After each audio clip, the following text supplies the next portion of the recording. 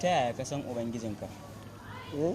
Idan aka maka wannan tambaya za ka faɗi cewa na san ubangijina ta alamomi masu yawa, daga cikinsu kuwa akwai dare da yini da rana da kuma wata. Don me Allah ya halicce ka? Ka san wannan tambayar? Don mu bauta mai. Yawwa, Allah ya halicce mu ne don mu bauta masa ba tare da mun yi tarayya da wani abu cikin bautarsa ba. Dalilin haka kuwa faɗar Allah maɗaukakin sarki ya ce wa ma khalaqatul jinna wal insa illa liya'budun. Ban halicci mutum da aljan ba sai dan su bauta mini.